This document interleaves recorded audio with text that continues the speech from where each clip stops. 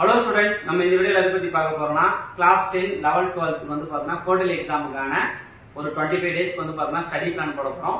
நீங்க எப்படி எப்படிலாம் படிச்சா நல்ல மார்க்ஸ் ஸ்கோர் பண்ணலாம்ன்ற ஒரு ஐடியா வந்து நான் உங்களுக்கு தர போறேன். சோ அதுக்கு முன்னாடி எப்படி இருக்கீங்கன்றதை கீழே கமெண்ட்ல தெரிவிங்க. இதுக்கு அப்புறம் ரெகுலரா வீடியோ வரும். சோ மறக்காம ஃபர்ஸ்ட் டைம் பார்த்துட்டீங்கன்னா யூடியூப்ல வந்து பார்த்தா சப்ஸ்கிரைப் பண்ணி வச்சுங்க, இன்ஸ்டால ஃபாலோ பண்ணி வச்சுங்க, வாட்ஸ்அப் லிங்க் வந்து பார்த்தா டிஸ்கிரிப்ஷன் லிங்க்ல கொடுத்துருக்கேன். நீங்க வந்து ஜாயின் பண்ணிங்க. எல்லாமே ஃப்ரீ கைட்லைன்ஸ் தான். ஓகேங்களா? ஃப்ரீயா தான் கொஸ்டின் போட போறோம். எல்லாமே ஃப்ரீயா தான் பண்ண போறோம். மறக்காம சேனலை சப்போர்ட் மட்டும் பண்ணா போதும். கண்டிப்பா உங்களை போல மாணவர்களுக்கு எல்லாருக்கும் இந்த சேனல் வந்து பாத்தீங்கன்னா சொல்லுங்க. சோ இனிமே ரெகுலரா வீடியோ வரும். சோ வாங்க வீடியோக்குள்ள போயிடலாம். சோ குவார்டர்லி எக்ஸாம் வர வந்து பாத்தீங்கன்னா இன்னும் 25 டேஸ் இருக்கு. சோ அதுக்கான உங்களுக்கு ஒரு ஸ்டடி பிளான் நீங்க இதை பேஸ் பண்ணி படிச்சீங்கன்னா கண்டிப்பா நல்ல மார்க்ஸ் ஸ்கோர் பண்ணலாம். ஃபர்ஸ்ட் வந்து பாத்தீங்கன்னா டெய்லியும் ஸ்டடி பிளான் போடுங்க. ஓகேங்களா? நீங்க வந்து பாத்தீங்கன்னா ஒரு ப்ராப்பரான டெய்லி ஸ்டடி பிளான் போட்டு படிச்சா மட்டும் தான் நல்ல மார்க்ஸ் ஸ்கோர் பண்ண முடியும். ரெண்டாவது ஷெட்யூல் போடுங்க. ஓகேங்களா? ஷெட்யூல் போட்டு படிங்க. எந்த சப்ஜெக்ட்லாம் உங்களுக்கு வீக்கா இருக்கோ அந்த சப்ஜெக்ட் வந்து எக்ஸ்ட்ரா டைம் கொடுங்க. மூணாவது வந்து பாத்தீங்கன்னா சிலபஸ். ஓகேங்களா? அந்த சிலபஸ்ல உங்களால எவ்வளவு யூனிட்ஸ் கவர் பண்ண முடியும் அப்படின்றத தெளிவா நோட் பண்ணி வச்சு படிங்க.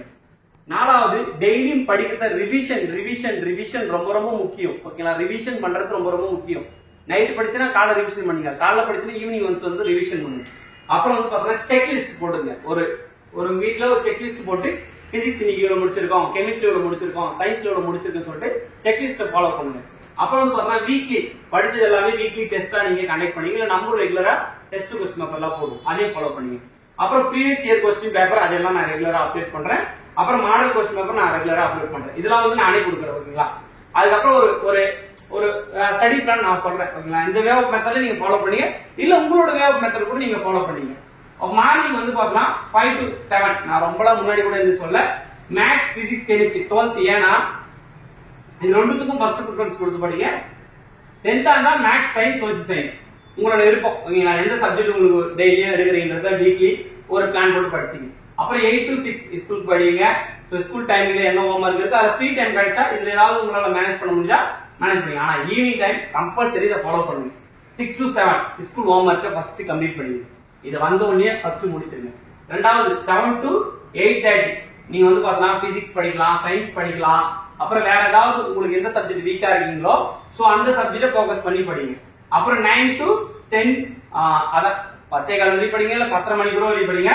Chemistry, social, maths, okay alternative morning படிக்கணும்னா நீங்க வந்து ஈவினிங் எடுத்துங்க நைட். ஓகேங்களா? அப்புறம் வீக்லி டெஸ்ட்டை ஃபாலோ பண்ணுங்க. அப்புறம் ப்ரீவியஸ் இயர் கொஸ்டின் பேப்பரை குவார்டர்லி எக்ஸாம் மாடல் ரெஃபர் பண்ணுங்க.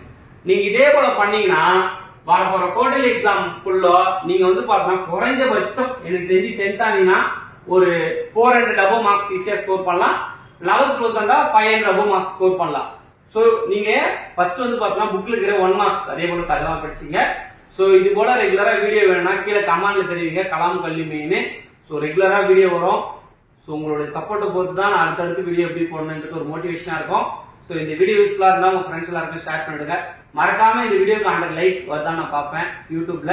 சோ 100 லைக் வருதா நாளில இருந்து உங்களுக்கு ஒரு யூனிட் வைஸ் தான் 10th 11th 12th unit wise தான் சப்ஜெக்ட்